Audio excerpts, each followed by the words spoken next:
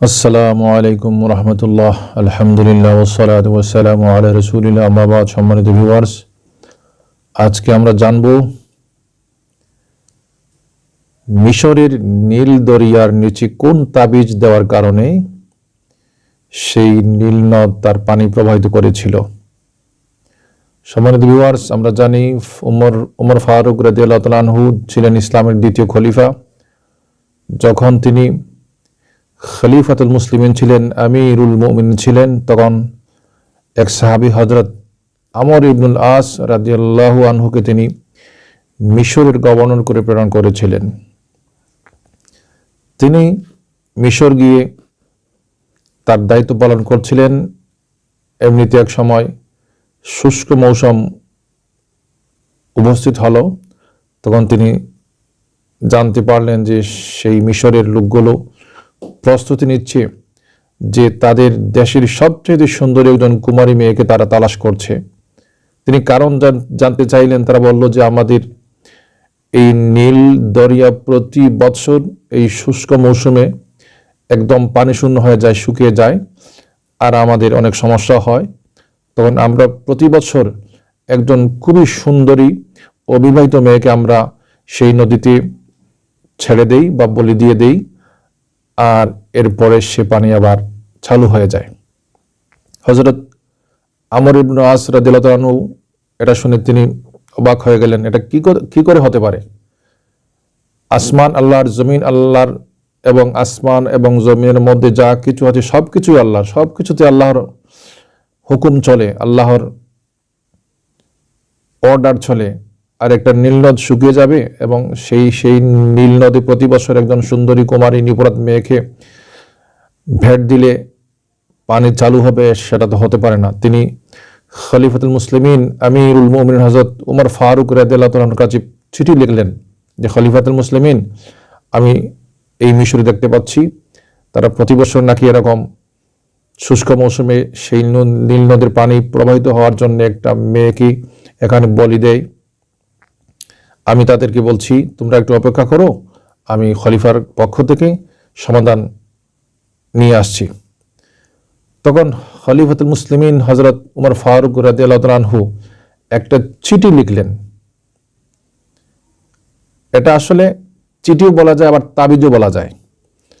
তো চিঠি তো আসলে একজন মানুষ চিঠি লিখেন আরেকজন মানুষের কাছে, যিনি কথা বুঝেন, কথা শোনেন, কথা পালন করতে পারেন। তো হযরত উমর ফারুক রাদিয়াল্লাহু তাআলা আনহু পবিত্র কোরআনে কোনো আয়াতও লিখেন নাই, কোনো হাদিসও লিখেন নাই। তিনি শুধুমাত্র একটা অর্ডার লিখেছিলেন। তিনি বলছিলেন, হে নীলনদ, তুমি যদি আল্লাহর হুকুম ছাড়া চলো তাইলে তুমি নীলনদের পানির আমাদের কোনো প্রয়োজন নয়, আর যদি তুমি আল্লাহর হুকুমে চলে থাকো তাহলে আমি উমর বলছি তুমি চালু হয়ে যাও।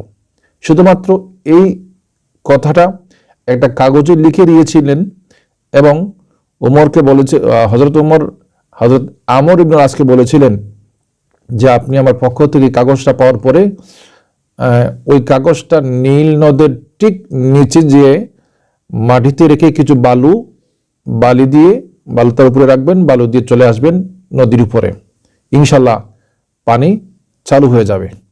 তো সে যাই হোক, হযরত আমর ইবনে আস খলিফাতুল মুসলিমিন উমর ফারুকের পক্ষ থেকে এই চিঠি বা তাবিজ পেয়ে তিনি সময় এবং তারিখ ধার্য করে মিশরবাসীকে জানালেন যে আজ থেকে আর তোমাদেরকে প্রতি বছরের মতো একজন কুমারী মেয়েকে এখানে ভেট দিতে হবে না বা বলি দিতে হবে না। আমি বিকল্প ব্যবস্থা উমর ফারুকের থেকে নিয়ে এসেছি।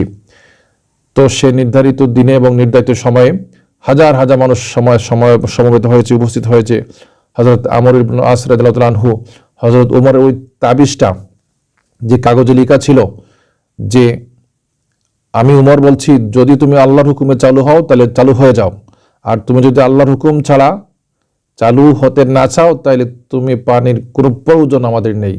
তো ওই কাগজটা তিনি নীল নদের ঠিক মধ্যখানে গিয়ে নেমে মাটিতে রেখে একটু বালিও দিয়ে ঢেকে চলে আসলেন উপরে চলে আসার পরে আল্লাহর কি মেহেরবানি, মুহূর্তের মধ্যেই সমস্ত নীল নদটি পানিতে পরিপূর্ণ হয়ে গিয়েছে সেই শুষ্ক মৌসুমে। আজ থেকে সেই দিন থেকে আজ পর্যন্ত আর কখনো কোন সময় সেই নীল নদীর পানি আর কমে যায় না, পুড়িয়ে যায় না। লক্ষ্য করুন, হযরত উমর ফারুক রাদিয়াল্লাহু আনহু চাইলে তো তিনি হযরত আমর ইবনে আসের সংবাদ পেয়ে আল্লাহর কাছে দোয়া করতে পারতেন, মোনাজাত করতে পারতেন, বলতে পারতেন, হে আল্লাহ, মিশরের এই সমস্যা তুমি দূর করে দাও। কিন্তু তিনি সেটা না করে তিনি একটা তাবিজ পাঠিয়ে দিয়েছিলেন। তাবিজটা কিন্তু কোনো আয়াত দিয়েও নয়, হাদিস দিয়েও নয়, শুধুমাত্র একটি অর্ডার মাত্র। তো আল্লাহ তাআলা কি মেহেরবানি, হযরত উমর ফারুক রাদিয়াল্লাহু আনহু এই তাবিজটা নীল নদের নিচে ছেড়ে দেওয়ার কারণে নীল নদ পানি চালু করলো, এবং আর তখন থেকেই বর্তমান পর্যন্ত পানি আর কখনো শেষ হয় না শুষ্ক মৌসুমে। এবং আশা করা যাচ্ছে এবং 100% শিওর দেওয়া যাচ্ছে, কিয়ামত পর্যন্ত আর কোনোদিন শুষ্ক মৌসুমে সেই নীল নদীর পানিও শুকাবে না। আল্লাহ তাআলার প্রিয়